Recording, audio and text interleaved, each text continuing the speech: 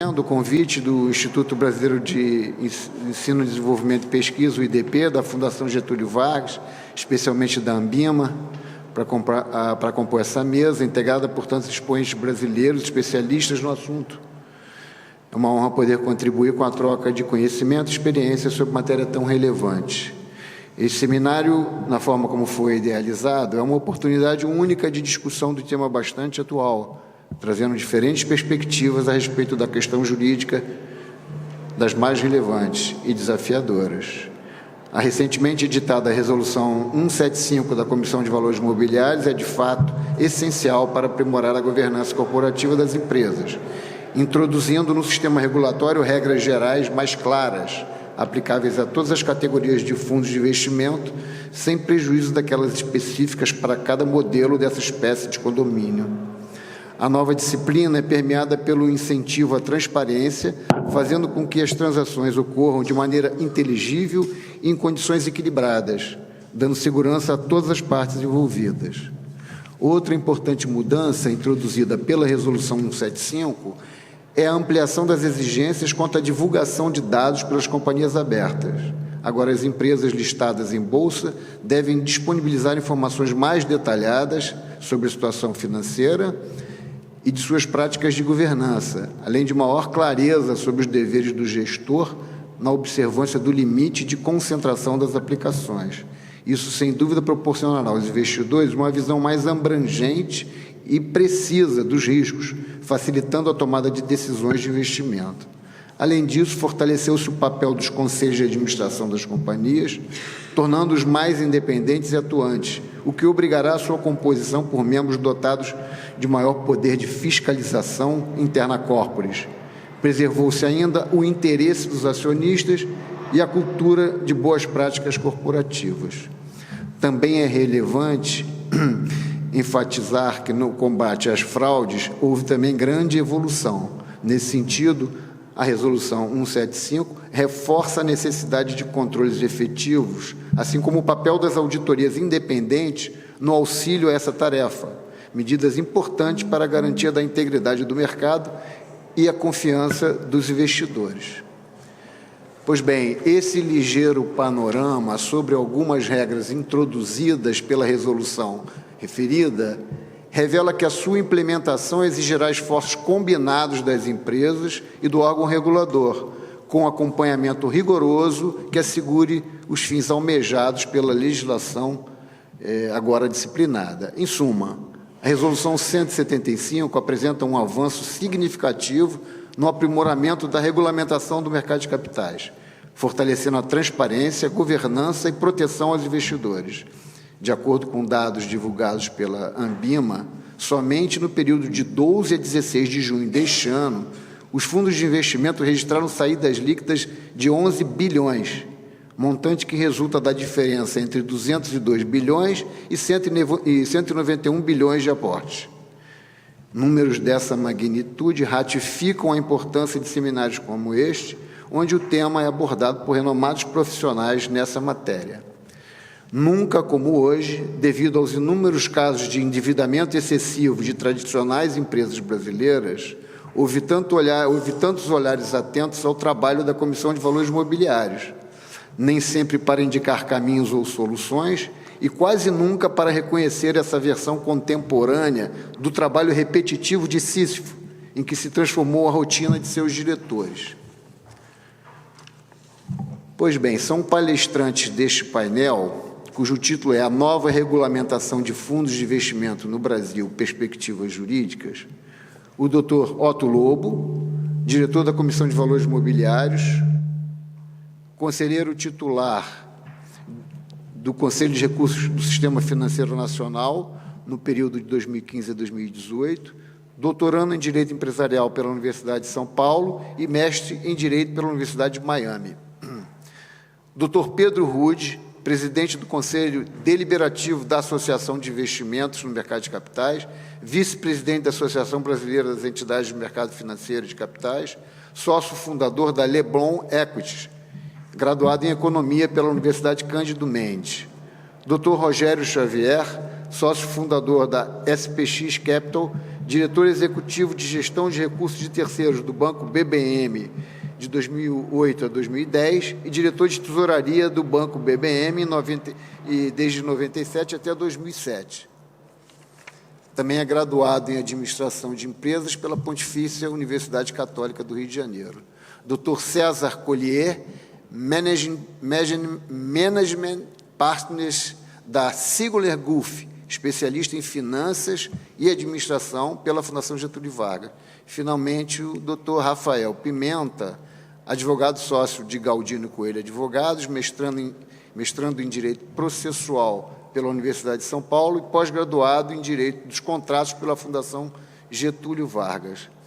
Registro também a presença da doutora Soraya Alves, advogada e gerente executiva da Ambima, responsável por todos os assuntos jurídicos e de compliance da entidade. E também do Dr. José Davi Júnior, diretor-geral da ANCOR, Associação Nacional de Corretores de Títulos de Valores Mobiliários, Câmbio e Mercadoria. Faço também menção à presença aqui dos colegas do Rio de Janeiro, desembargador Mauro Martins, conselheiro do CNJ, desembargadora Maria da Glória e desembargadora Cátia Monerá, o que revela o interesse do Poder Judiciário neste tema, que é muito importante de fato. Então, com essas considerações iniciais, eu quero passar a palavra ao Dr. Otto para fazer a sua exposição. Dr. Otto. Muito obrigado, desembargador Agostinho. Uma boa tarde a todos. Imenso prazer estar aqui hoje. Agradeço por esse convite, prestigioso convite. Faço esse agradecimento na pessoa do Dr. Francisco Mendes e do Dr. Sidney Gonzalez. As homenagens já foram prestadas a ambos e eu só reforço com breves palavras da importância desse evento. Eu acho que essa é a primeira vez que a Comissão de Valores Mobiliários participa. Na verdade, eu tenho que fazer um disclaimer que eu estou de férias aqui, então, oficialmente, eu não estou representando a Comissão de Valores Mobiliários. Teria que fazer um disclaimer toda vez que um diretor da CVM fala, tem que mencionar que as opiniões expostas são de minha exclusiva responsabilidade, e hoje mais ainda, porque eu estou vindo aqui de férias como professor, como participante. Bom, inicialmente eu queria mencionar, já foi falado rapidamente pelo desembargador Agostinho, da extraordinária relevância da indústria de fundos. A indústria de fundos do Brasil atualmente é maior do que a indústria de fundos na França. São 28,4 mil fundos de investimentos registrados, 25 milhões de cotistas aproximadamente. Protagonismo no mercado de capitais no Brasil, 7,5 trilhões de reais de patrimônio sob gestão de fundos, quarto no ranking da IOSCO, que é a Organização Mundial de Mercado de Capitais. E nós agora estamos fazendo uma interlocução com o Judiciário, porque há um novo marco de fundos de investimento no país, a Resolução 75.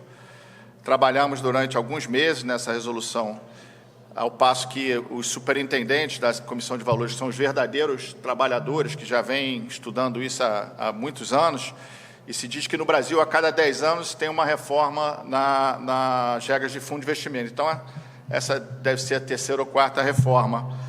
O superintendente Maeda estaria aqui hoje para falar também, participou ativamente da redação da regra de fundos, nós participamos também. Então, é uma mudança de paradigma, é o novo marco, a resolução substitui e revoga 35 instruções normativas, 3 deliberações emitidas pela CVM, incluindo a instrução CVM 555, que é a regra geral, as instruções 356, 444.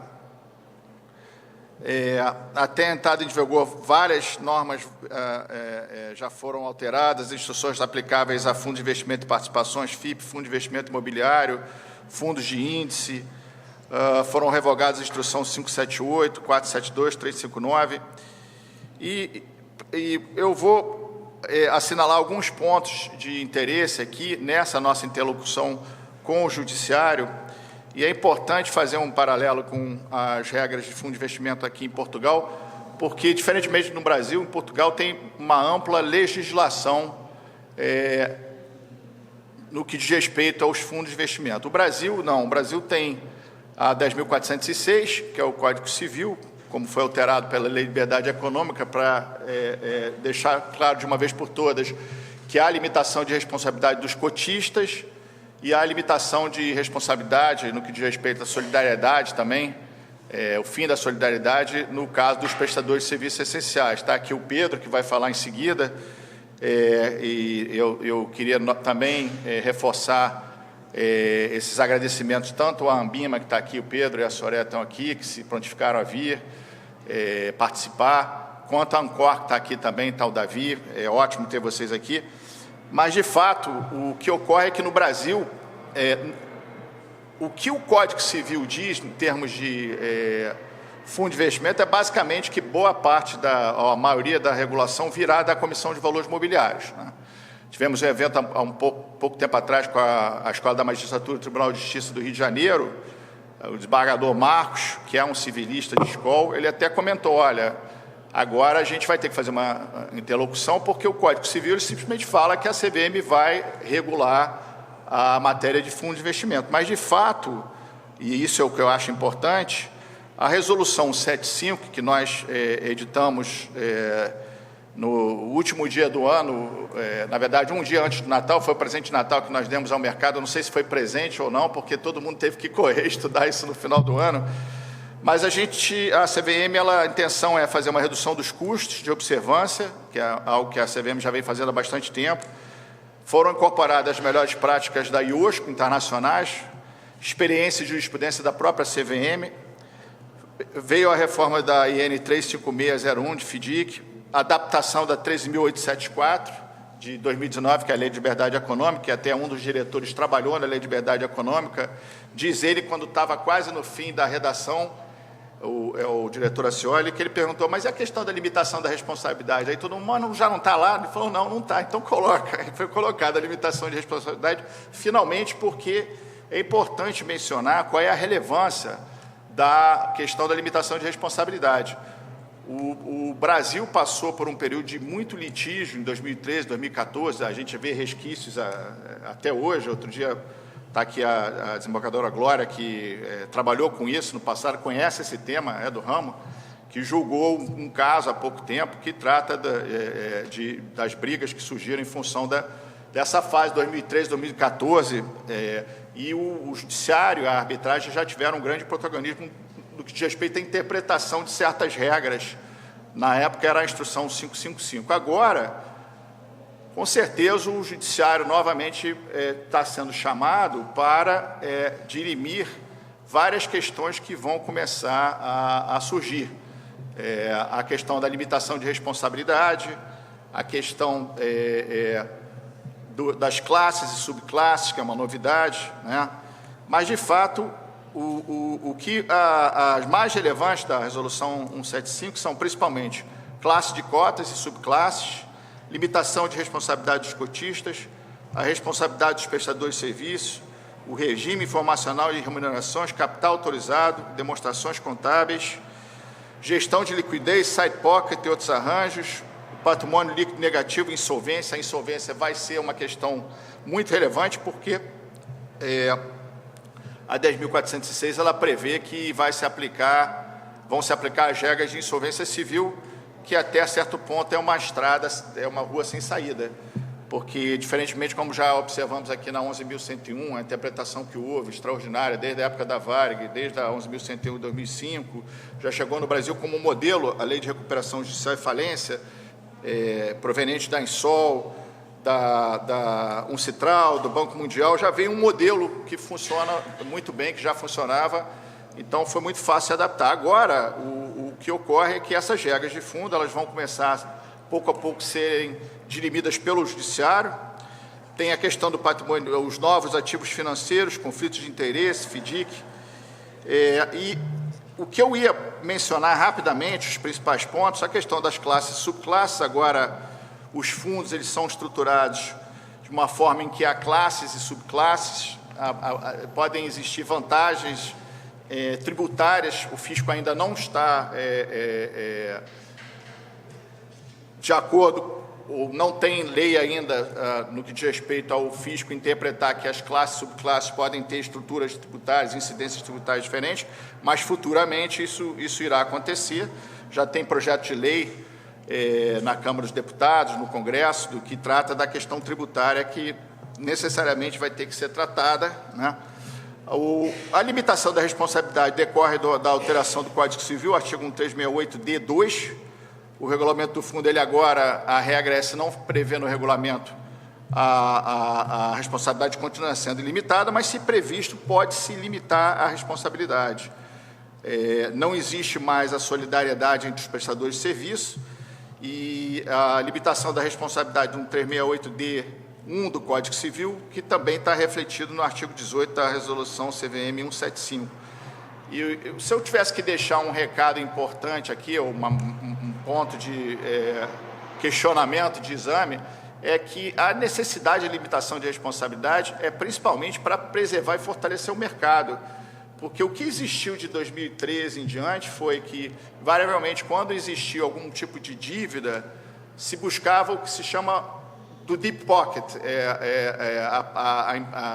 o prestador de serviço que tem mais recursos, os bancos.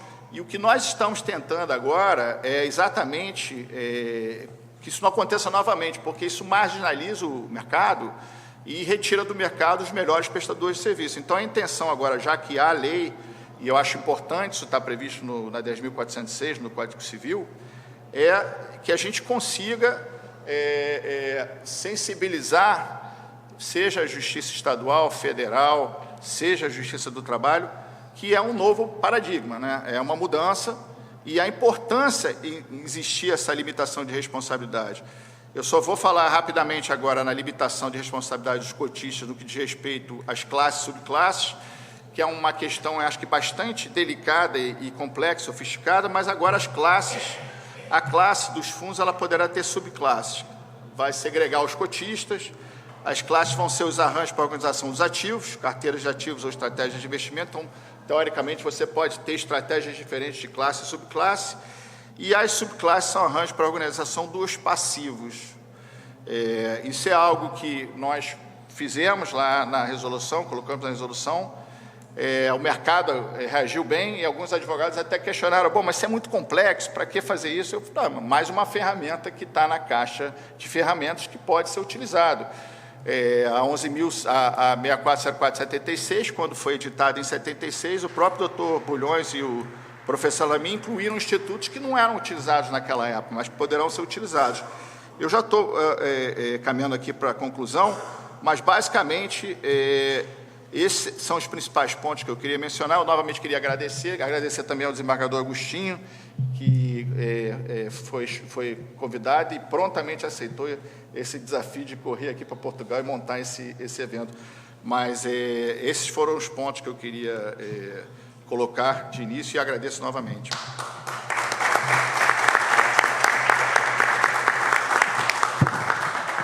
Realmente é um desafio, doutor Otto. Para nós, essa matéria ainda é pouco explorada, embora seja muito relevante, como se viu pela sua exposição. Falou sobre a mudança de paradigma trazida pela Resolução 175, traçou esse paralelo entre as disciplinas no Brasil e Portugal, e sobre a limitação dos gestores, que para nós, de fato, é um ponto extremamente importante, e essa parceria que a CVM tem procurado fazer agora com a Escola da Magistratura, através do fórum que eu presido, que é o Fórum de Direito Empresarial, é vista com muito bons olhos pelos colegas, porque é a primeira vez que a instituição reguladora mostra esse interesse. Então, eu queria agora anunciar que é o doutor Pedro, o doutor Rogério, né, que vai falar. Doutor Pedro. O doutor Pedro, então, ele vai proferir a sua manifestação. Eu já mencionei aqui o currículo, e Vossa Excelência, então, fica à vontade para começar. Está ótimo. Obrigado, desembargador Agostinho. Obrigado pelo convite. É um prazer estar aqui com vocês. Eu acho que, antes de entrar propriamente dito na nova resolução, eu queria só dar um pouco de detalhes do tamanho da indústria e do impacto que a nova resolução vai ter. Então, a Ambima é a associação que representa os participantes de mercado de capitais e financeiro. São 1.326 instituições aderentes e 300 instituições associadas. A gente tem como compromisso a representação, a autorregulamentação. Então, a Ambima estrutura e cria códigos de autorregulamentação para que os participantes possam trabalhar nos mais altos padrões de comportamento. A Ambima também produz e divulga vários dados e análises, então, preços de títulos de renda fixa, tamanho de mercado, isso tudo acaba sendo de bastante importância para que o mercado entenda vários impactos. E, por fim, educação e certificação, né? Educação financeira é uma coisa que no Brasil ainda está amadurecendo, e a gente entende que a gente tem um papel importante no desenvolvimento da educação. Então, também a gente tem várias iniciativas para que os investidores entendam os produtos financeiros que estão à disposição. Em termos de tamanho, são quase 30 mil fundos e perfazem 7,5 trilhões de reais, 1,5 trilhões de dólares. É a 11ª maior indústria do mundo e, dado todo o nosso histórico, renda fixa ainda é um componente bastante importante. Então, o perfil do investidor brasileiro ainda é conservador e isso acaba tendo como consequência essa pizza com renda fixa sendo o maior componente de perfil de fundos. E como reguladores e autorreguladores, nós temos a CVM, Previc, SUSEP e a própria Ambima. Em termos de evolução, nos últimos 5 anos, a indústria quase dobrou de tamanho. Então, vocês podem ver aqui no gráfico da esquerda, atingindo 7,5 trilhões de reais. As pessoas físicas representam um pouco mais de 50% dos investidores e os institucionais 30%. Nos últimos 5, 6 anos, a gente experimentou uma democratização bastante importante do acesso dos investidores aos fundos de investimento. Basicamente, as plataformas digitais, avanços da tecnologia propiciaram para que diversos fundos ficassem disponíveis para o grande varejo. Até então, a maioria dos fundos, por exemplo, de gestoras independentes, era para investidores qualificados, com investimento mínimo alto, e na medida em que a tecnologia veio para facilitar essa distribuição, atualmente as plataformas e os próprios bancos que tiveram que correr atrás desse processo todo oferecem uma gama bastante grande de alternativas para o investidor. Hoje, com uma aplicação mínima de R$1, já é possível comprar cotas de fundos, e facilitou muito também o cadastro e a experiência, né? Hoje, em 15 minutos, é possível abrir uma conta e já começar a investir. Então, o nosso mercado mudou muito nos últimos 5, 6 anos e, dado o estágio de maturação, a gente ainda entende que tem bastante crescimento por vir. E a 175, é o gancho que eu queria fazer, vai ser um impulsionador bastante relevante, né?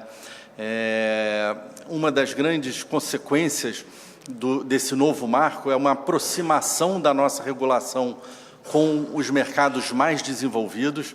Então, já era uma demanda da indústria que a gente tivesse a possibilidade de contar com novas ferramentas, novas estruturas, e a nova resolução veio para atender esse anseio.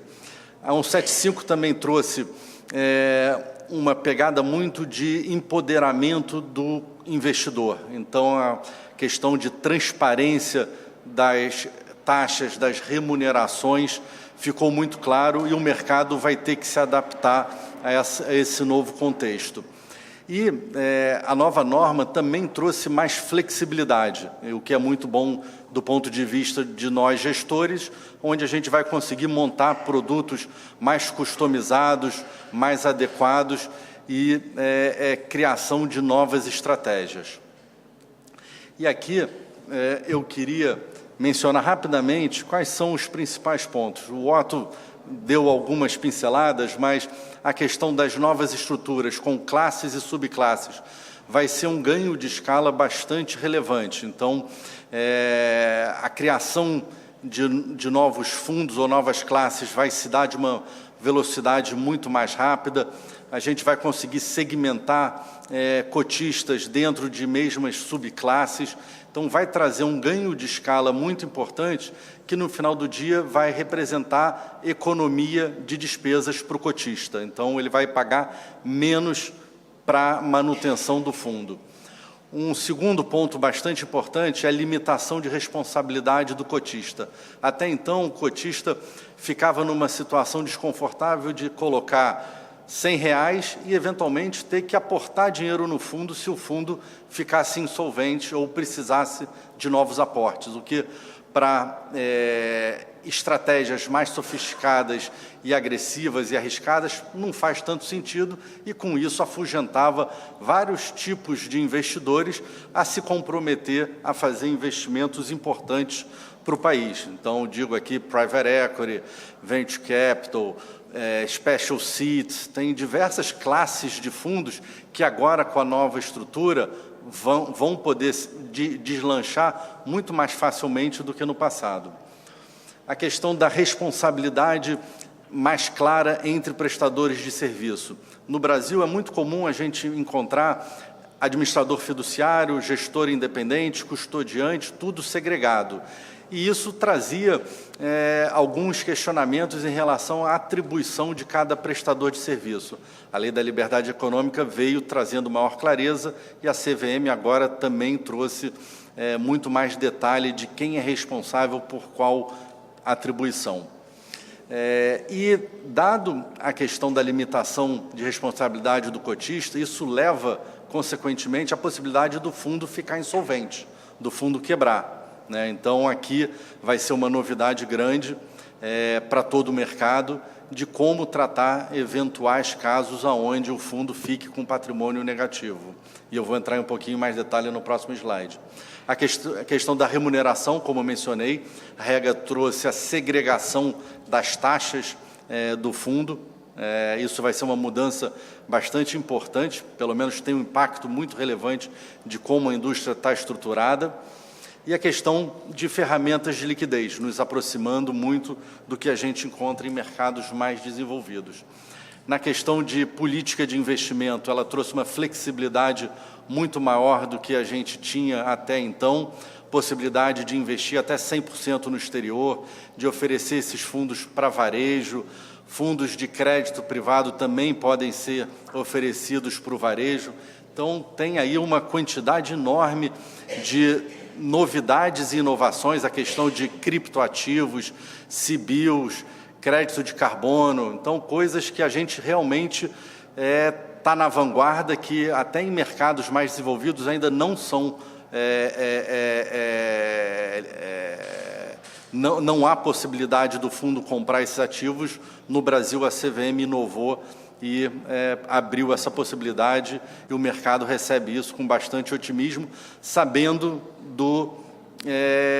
que a gente precisa ter consciência também na utilização desses ativos, dado que são um tanto arriscados e novidades.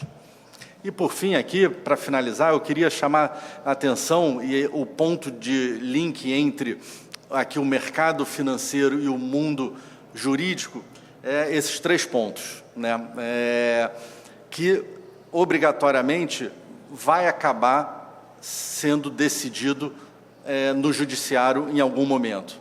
Questão da limitação da responsabilidade dos cotistas. Então, isso é importante que fique claro que a lei trouxe muito claramente que o cotista ele é responsável até o limite do aporte dele e não mais do que isso. Então, é um conceito que a gente encontra em diversos outros mercados, mas que agora vai ser, entendo eu, o padrão no mercado brasileiro. A segregação patrimonial e o regime de insolvência, uma vez que cada classe tem o seu patrimônio segregado, a gente vai poder ter situações onde uma classe tem dificuldades e, eventualmente, vai se tornar insolvente e as demais não, e é importante não ter essa confusão patrimonial entre classes, até porque todo conceito de classes pressupõe uma segregação patrimonial, então esse ponto é importante.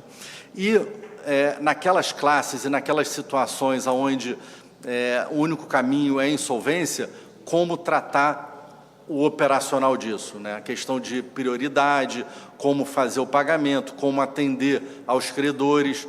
Eu acho que vai precisar de um diálogo muito próximo entre mercado financeiro, CVM, Ambima e os participantes e o judiciário, porque vai ser uma novidade bastante importante e crítica. E, por fim, a governança dos prestadores de serviço, como mencionei, basicamente a gente tem, com a nova regra, 2 prestadores essenciais, o administrador fiduciário e o gestor, e cada um com as suas responsabilidades bastante claras. Então, no passado também a gente já viu alguma confusão de atribuição de responsabilidade para um ou para outro, quando, na verdade, não era papel daquele prestador, e a Lei da Liberdade Econômica e a regulamentação da CVM veio trazer mais clareza. Então, eu vou parar por aqui, queria agradecer a atenção. Obrigado.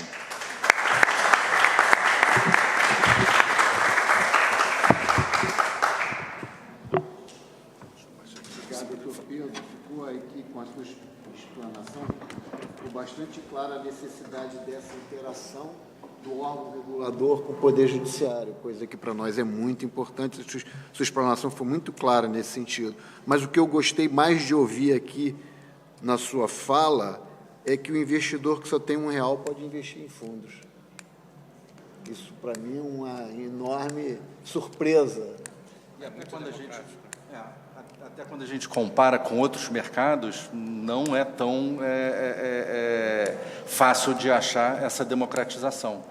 Então, atualmente, hoje, literalmente, qualquer pessoa pode investir e se programar para o longo prazo para a sua poupança. Eu já estou até ficando animado, sabendo que R$1.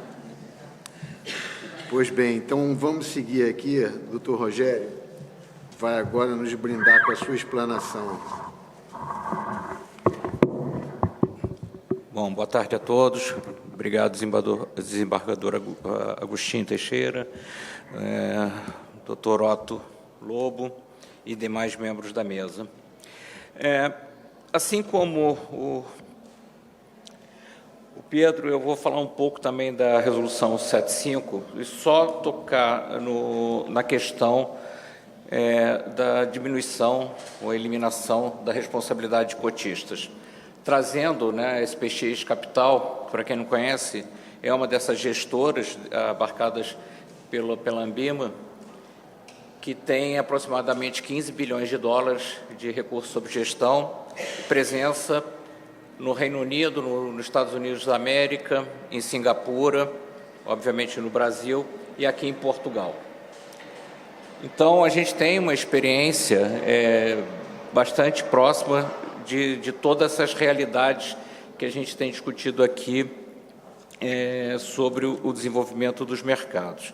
Então, aqui eu saldo o diretor Lobo na questão da Resolução 75, porque essa questão da responsabilidade dos cotistas é muito importante. Em que sentido?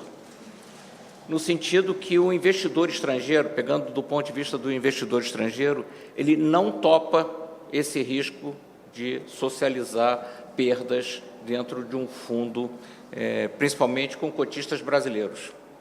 Assim, há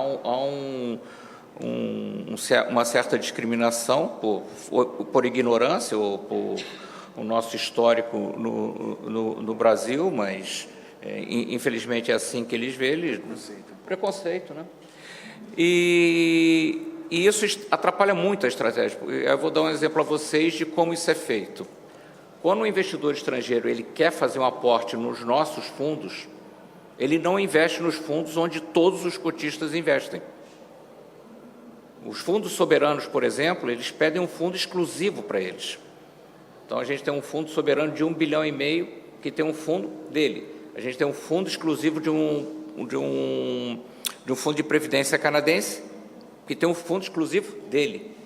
E por que isso atrapalha? Atrapalha porque quando você vai se colocar junto aos investidores para vender a sua estratégia de fundo, aquele fundo que tem a maior parte dos cotistas, ele é pequeno.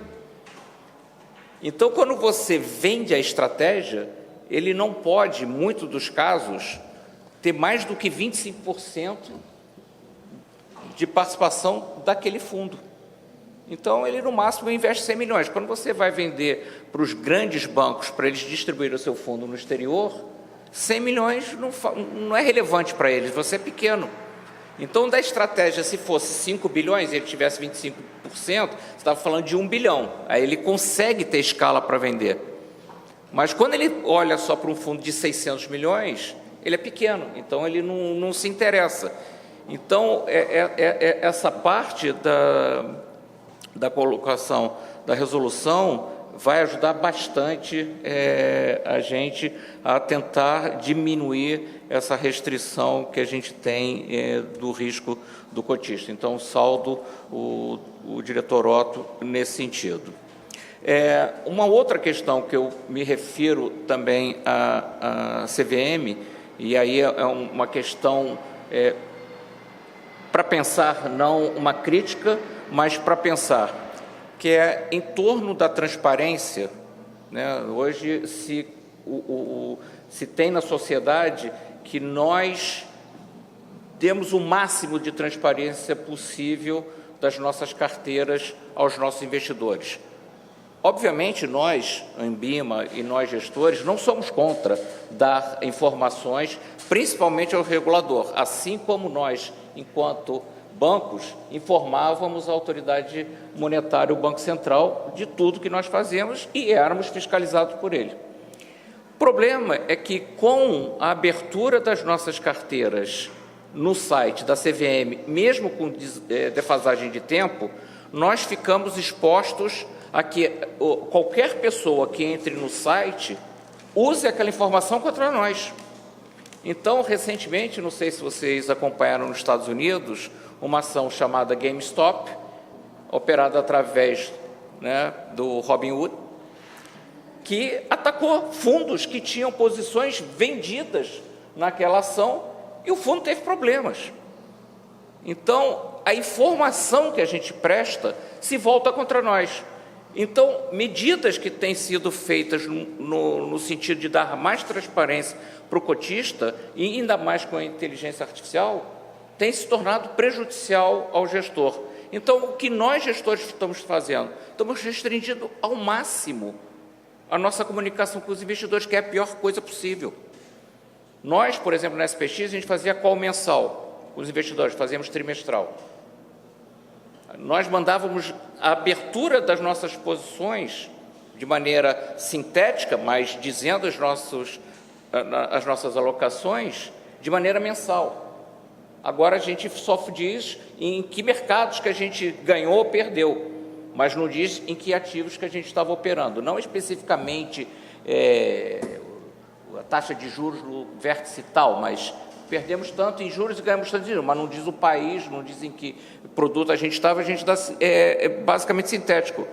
Isso eu acho que vai contra a intenção que a gente tem, de dar transparência. Mas como fazer isso?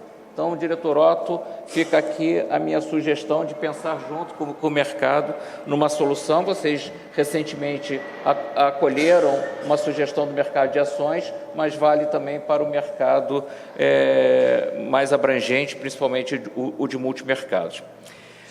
E, finalmente, eu vou entrar aqui, já dado que estamos em Portugal, falar da inovação do mercado português, que é um mercado extremamente denso na parte de regulação. A CMVM é o nosso xerife aqui e tem uma quantidade de trabalho imenso, basicamente porque a legislação também é imensa, muito complexa e que demanda uma quantidade, uma burocracia de informações enorme. Felizmente, esse ano saiu um decreto-lei, o 23 de 2023, que vai unificar, né, o RG-OIC, que é o Regime Geral de Organismos de Investimento Coletivo, e o JRJ-CRESSE, que é o Regime Jurídico de Capital de Risco, Empreendedorismo Social e Investimento Especializado, instituindo ou simplesmente o RGA, que é o Regime de Gestão de Ativos. Então, você vai ter uma unificação desses dois regimes que vai permitir uma maior agilidade na CMVM no processo de aprovação de novas gestoras. Isso está totalmente alinhado com o direito nacional e também com o direito da União Europeia.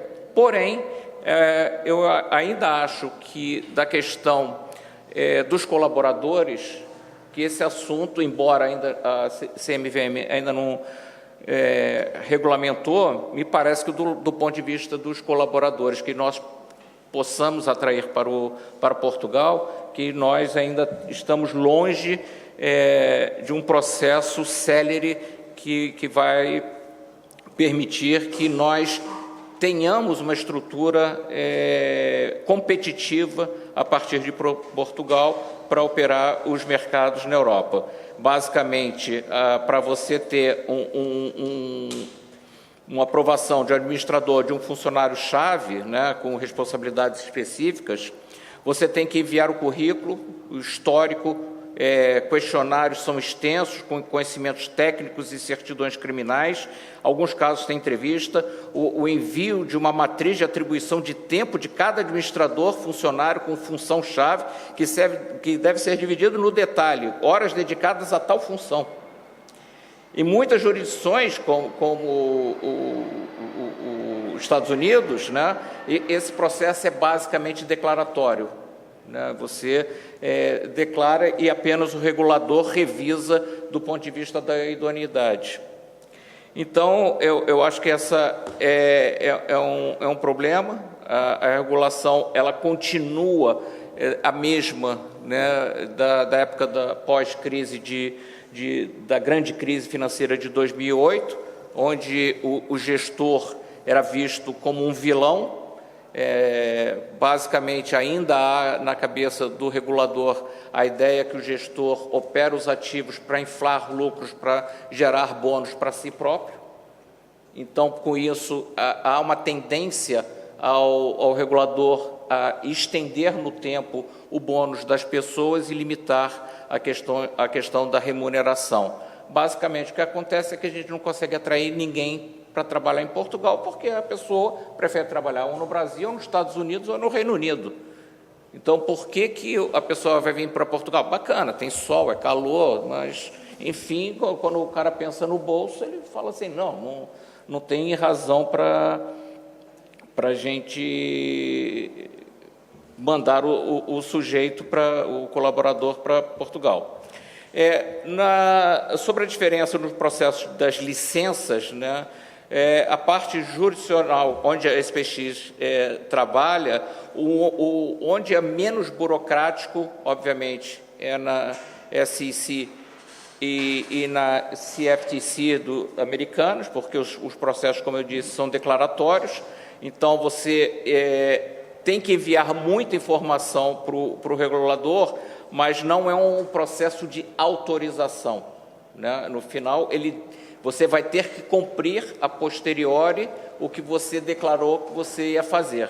Então, é um processo que você tem uma agilidade muito grande na aprovação das licenças e depois uma fiscalização muito grande por parte do regulador, né? Em Singapura é igual aos Estados Unidos, porém, Portugal, Inglaterra e Brasil têm processos mais complexos, embora eu reconheça aqui, perante o diretor Otto, que o Brasil ainda tem um processo bastante célere, em torno de 60 dias você consegue uma aprovação de uma gestora.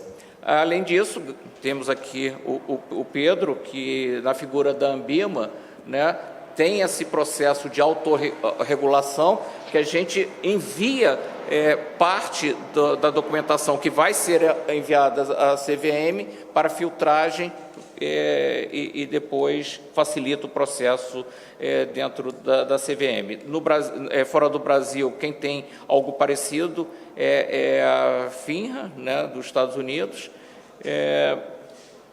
Então, eu acho que a gente tem que avançar aqui em Portugal nesse aspecto. Na questão da autorregulação, os países da Comunidade Europeia, eles são baseados em diretivas, mas tem um problema. Para cada país, você tem uma diferença de como uma gestora possa atuar. Então, o que acaba sendo feito é que a gestora contrata uma gestora local e a gestora local depois nos contrata para fazer a gestão e nos cobra um FII. Então, também fica um recado aqui à CMVM no sentido de avançar também nessa questão de tentar flexibilizar ao máximo a questão da autorregulação, da regulamentação dos fundos de investimento. Com isso, eu termino aqui a minha parte e agradeço a todos. Muito obrigado.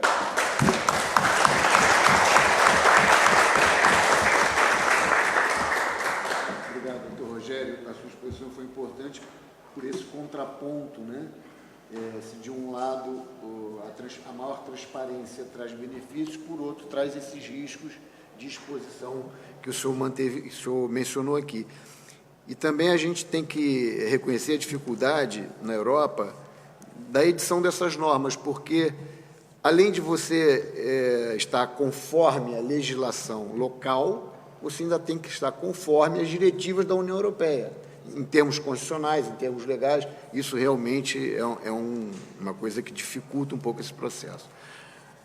Vou passar a palavra agora ao Dr. César Coller, que vai proferir aí a sua exposição. Dr. César. É melhor você usar esse aqui, né? Está ligado.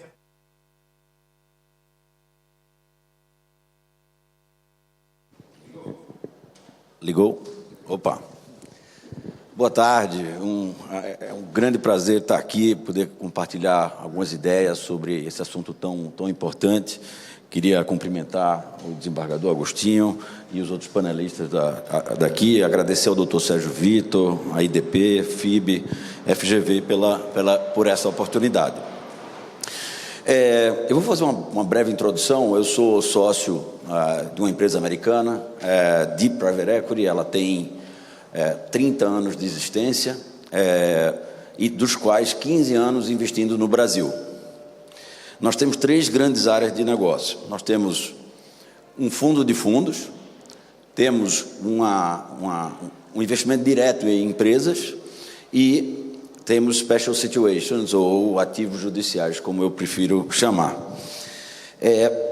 No fundo de fundo, temos 30 fundos, somos o maior investidor de private equity do Brasil, estrangeiro. A gente tem 30 fundos debaixo do portfólio, 130 empresas ali, e temos 12 outras empresas que a gente investiu diretamente. São nomes como Decolar.com, Óticas Carol, Vivel e Versani Sandrini. Eu tenho bastante orgulho também de dizer que o papel desse investimento estrangeiro para o país é de extrema importância e gera, só nas nossas empresas, 10 mil empregos por ano. Então, tem um papel, a atração do investidor estrangeiro é muito importante para a economia. Também na área de ativos jurídicos, diferente do que se divulga por aí, nós não somos a Faria Lima que compra tudo a 20% do valor de face. Pelo contrário, o que a gente faz é usar a credibilidade do judiciário brasileiro para dar empréstimos para empresas que os bancos já não atendem mais. Só nessa situação, nós conseguimos salvar mais de 15 empresas, são quase 30 mil empregos preservados graças a esse tipo de financiamento. Nós temos 2 bilhões de dólares investidos nisso. Eu sou formado em Direito, tenho uma FGV em Finanças, mas eu sou membro da BVCAP, membro do conselho da BVCAP e membro do conselho da Associação Global de Investimento de Capital Privado. Apesar desse sotaque pernambucano, eu me considero um especialista de investidor estrangeiro. Eu vou pessoalmente a mais de 40 cidades por ano, aqui e nos Estados Unidos, vender o peixe do Brasil. Então, são fundos soberanos, são universidades, fundos de pensão, fundo privado. Para se ter uma ideia, só no ano passado foram 45. Então, fiz uma extensa introdução, me desculpe, mas eu acho que era importante para contextualizar em como que a gente traduz isso para a 175 e quais são as outras áreas que também nos atrapalham ou poderiam atrapalhar também a implantação da 175. Eu acredito que eu posso contribuir mais trazendo exemplos de situações jurídicas que enfrentamos no Brasil e trazer esse alerta para a implantação da nova regra. Contudo, queria comentar brevemente sobre a 175. Né? Uma das maiores conquistas já ditas aqui foi a limitação da responsabilidade, limitadas ao capital subscrito e a criação das classes e cotas. Isso realmente aproximou o Brasil do exterior. Até então, no Brasil, chamava-se capital adicional para cumprir situações de liquidez dos fundos, enquanto na Europa e nos Estados Unidos se limitava ao capital investido. Isso gera mais investimentos. Quando a gente limita a responsabilidade, o investidor, como também o Rogério mencionou, ele sabe que só o que ele investiu é o que está em risco. E isso gera muito mais investimento. Outro ganho excepcional foi o maior acesso aos FDICs. Eu sou um entusiasta do crédito privado no Brasil. Eu acho que nós temos ainda menos de 10% de todo o crédito no Brasil é crédito privado. Para se ver, Estados Unidos e Europa é mais de 45%. Então, a gente pode crescer muito crédito privado no nosso país. Também elogio a flexibilidade para investimentos no exterior, que são salutares e natural que acontece no mundo todo. Outros benefícios oriundos da mudança foi a maior transparência da cascata de FIIs. Eu acho que existe uma indústria de FIIs aí que com a transparência, vai ficar muito claro para os investidores quem está ganhando o quê. A redução dos custos, naturalmente, quando se faz subclasses, você está reduzindo a quantidade de fundos que você teria que montar. Então, você bota dentro da subclasse, isso reduz custo. A inserção das novas classes de investimento, tipo cripto e ESG, ou crédito carbono, né? A maior transparência dos papéis dos administradores, gestores e distribuidores. Ao gestor foi dado maior responsabilidade e atribuições. Ele decide investir, desinvestir, contratar terceiros, tipicamente como deveria ser. Mas também eu gostaria aqui de fazer uma reflexão sobre o Brasil no contexto mundial. Nós temos uma oportunidade única, pontual, mas que tende a prevalecer pelos próximos anos, que é o Brasil. A China foi cancelada pelos investidores estrangeiros. O que era moda antigamente, você só falava em mercado emergente, só se falava de China. Rússia nem se fala. Quando você vai ver Índia, a Índia triplicou a quantidade de capital privado indo para lá. O Brasil pode ser o próximo da vez. Só cabe a gente fazer isso acontecer. Naturalmente, o país, o Brasil, grande população, valores sociais e morais parecidos com a Europa e os Estados Unidos, uma democracia e Estado de Direito é a grande chance de que a gente atrair capital estrangeiro. Mas tão rápido quanto a mira ela vem para a gente, ela pode ir embora. E tem outros aspectos, por exemplo, como o Ultimate Beneficial Ownership, ou o beneficiário final, que a gente já chegou a ter um administrador nos pedindo todos os CPFs, assim por dizer, de um país asiático. Todos. Porque era o INSS daquele país, o equivalente ao INSS daquele país, que investia conosco. E a gente vê que essas interpretações de aonde é o beneficiário final, que deveria parar numa estrutura quase soberana, essas interpretações geraram atuações, não nossas, graças a Deus, mas geraram atuações na indústria de private equity, e isso afasta o investidor. Já tô terminando aqui, mas eu vou pular aqui uma observação. Eu gostaria também de defender o nosso peixe, que a situação que eu mais tive que dar explicação para os investidores estrangeiros foi a PEC dos precatórios. Um país que quer ser ter uma nota de investment grade não pode dar calote.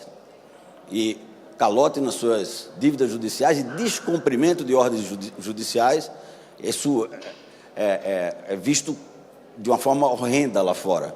Como é que a gente conseguiu falar com os investidores? Dizendo a eles, olha, tem um mecanismo de compensação que ainda vai ou pode vir a funcionar, ou tem um ADI que pode ou não derrubar essa PEC de precatório. Mas eu acho que é muito importante ressaltar que a PEC de precatório prejudicou a imagem do Brasil e aumentou a curva de longo prazo da nossa dívida. Então, um negócio que a gente deu um cano em 10 bilhões de dólares está afetando o mercado de 1,5 trilhões de dólares. Ou seja, por conta de uma questão contábil ali, a gente acaba se tornando o Brasil mais caro para os investidores. Então, eu queria também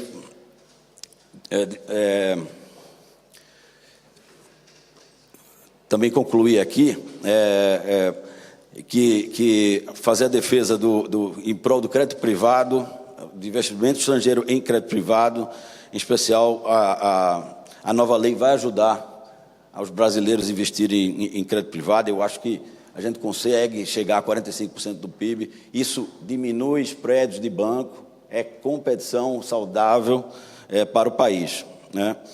E para concluir, eu tenho que crescer o capital privado de longo prazo e vou trabalhar para isso, para trazer sempre mais investimentos para o Brasil. Obrigado.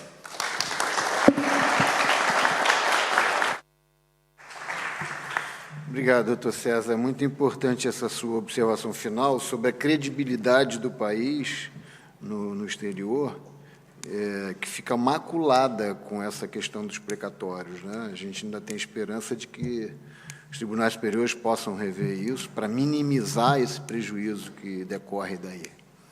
Eu passo, então, agora a palavra ao doutor Rafael Pimenta, que vai concluir, fazer a última exposição, e a gente vai encerrar. Perfeito, senhor presidente. Eu prometo ser muito, muito rápido, até porque talvez tenha cabido a minha função de arauto do apocalipse aqui, né?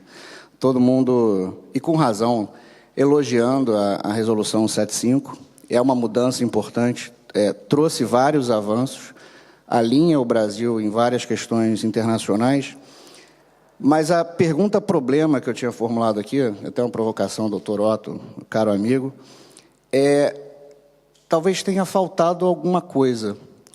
E esse alguma coisa, dentro desse conceito, até que ponto, né, no âmbito desse debate CVM judiciário, essa concentração normativa, fiscalizatória, óbvio, mas essencialmente normativa, nas mãos da CVM, ela não impede a formação de uma massa crítica do Poder Judiciário acerca do próprio sistema de fundos de investimento.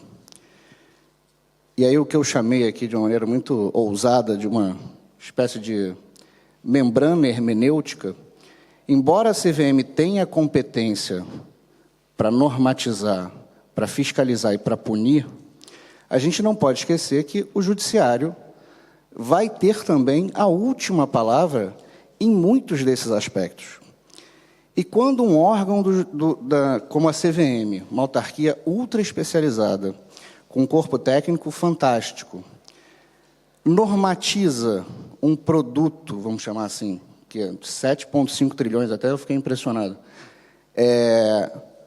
um produto com esse grau de complexidade é natural, e aí não tem nada de científico nisso, mas esse é o primeiro aspecto, é natural que quem não participou do debate, ou quem não está familiarizado com isso, ou que está no âmbito do judiciário, ou em outros órgãos, sinta uma natural repulsa em relação, primeiro, a conhecer melhor, a entender o funcionamento e a aplicar de maneira correta, à luz, né, dos vetores principiológicos que orientam o sistema, as regras.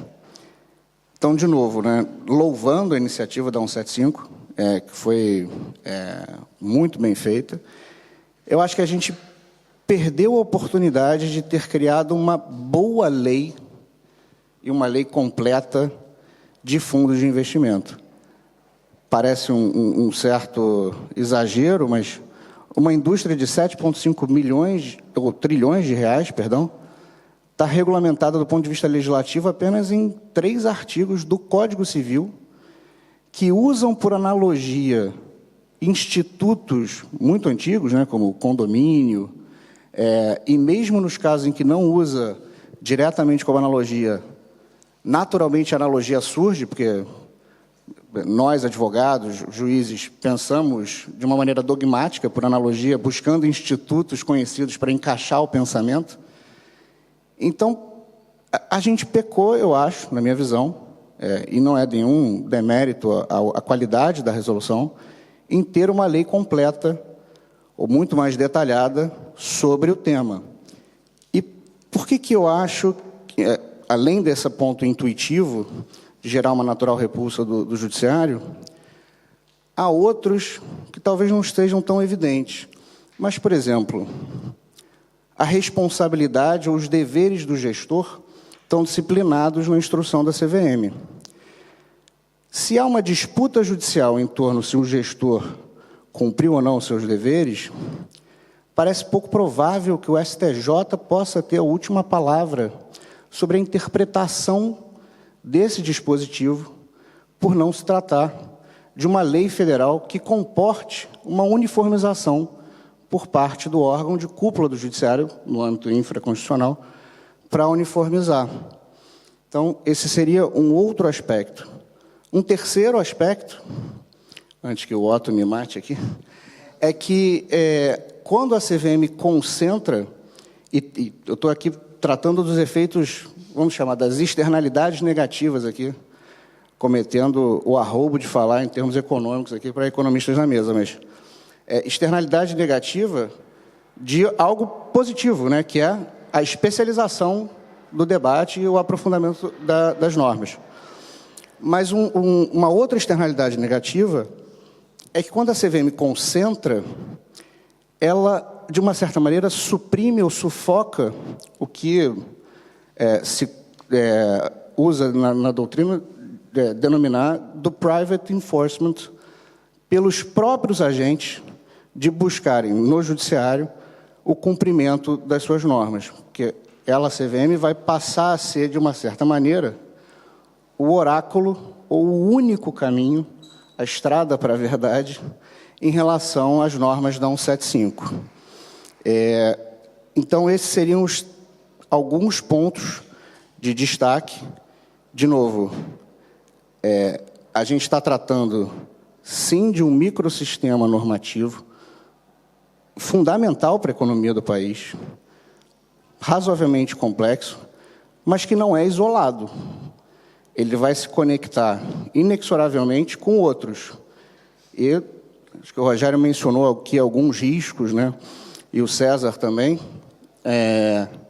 Acho que talvez o risco maior, se eu fosse um investidor estrangeiro, seria um negócio chamado IDPJ, né? Que é a limitação de responsabilidade, tal como ela está estabelecida, talvez ela não esteja detalhada o suficiente para se conectar, por exemplo, com o artigo 50 do Código Civil e com a jurisprudência que se formou em cima do artigo 50, embora ela seja um tanto quanto vacilante, para realmente permitir uma proteção, não pela CVM, porque não é a CVM que vai julgar um incidente de desconsideração, mas por parte do Poder Judiciário.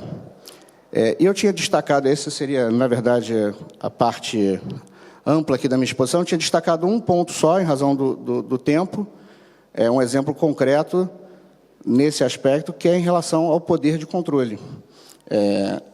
Na minha humilde visão, acho que é um tema relevante por vários aspectos, dentre os quais, com impacto regulatório, possível sobreposição de outorgas, questão de direito da concorrência. Quem controla o fundo de investimento? Não é o cotista. Ou talvez, sim, no mais das vezes, não deveria ser. O cotista é um investidor passivo. Ele tem, quando muito, o direito ou a prerrogativa de substituir o gestor ou substituir o administrador. Mas a decisão de investimento não é dele, e a própria natureza do fundo de investimento diz que não é para ser dele. Ele está entregando para alguém para investir o dinheiro da melhor forma possível. Então, o cotista não pode ser considerado controlador. E aí vem o vácuo normativo, e do vácuo normativo o nosso cacuete de pensar por analogia e de associar isso ao próprio sistema da lei das sociedades anônimas. E é muito difícil convencer uma pessoa que não está acostumada a esse tipo de indústria de que cotista e acionista não são a mesma coisa. É tudo igual. Então, eu acho que, em relação a esse aspecto específico do poder de controle, é um exemplo, e ele vai se desaguar em outros, como o próprio controle exercido, quem exerce, se tem comitê de investimento, se não tem, quem elege o comitê de investimento, quais são as políticas, e a gente vai chegar, de novo, no IDPJ, que é, se tudo der errado, quem, de alguma maneira, se ultrapassou os limites do regulamento, não ultrapassou as raias da lei, para fins de uma apuração efetiva de responsabilidade, que até não é justo que fique só nas costas da CVM, porque é humanamente impossível que a CVM fiscalize bem, normatize bem e puna bem quando dá errado, e muitas vezes dá errado, num ambiente o Pedro falou aqui, não me fugiu o número, mas não sei quantos milhares de fundos. Então, nesse aspecto, de novo, sem querer ser o arauto aqui do apocalipse, acho a resolução boa, mas acho que, tal como a gente fez com outros produtos talvez mais obscuros, por exemplo, tem uma lei de securitização e não tem uma lei de fundos de investimento. É um contrassenso. Então, fica aqui a minha crítica construtiva, ou um convite à reflexão, melhor dizendo, e com isso encerro a minha exposição muito breve aqui. Muito obrigado.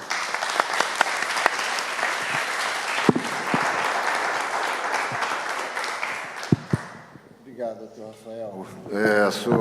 Foi a última exposição e acho que fechou com chave de ouro.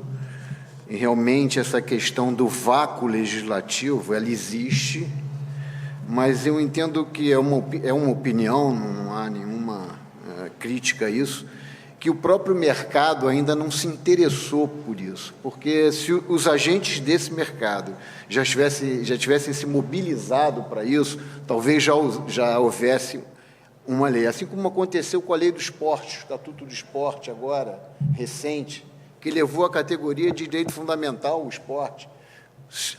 O setor de seguros também está tentando aprovar. Enfim, eu acho que o mercado de capitais teria assim, muita chance de desenvolver para uma lei geral nesse aspecto, que, nesse momento, as resoluções da CVM fazem esse papel normativo, até com alguma força de coerção, como se fosse lei. Eu não vejo no meu dia a dia magistrado que, para decidir uma questão dessa, não aguarde primeiro a manifestação da CVM, que funciona talvez até como uma coisa próxima de um laudo pericial. Se se sabe que há um processo administrativo na CVM, vamos suspender o processo para aguardar a decisão.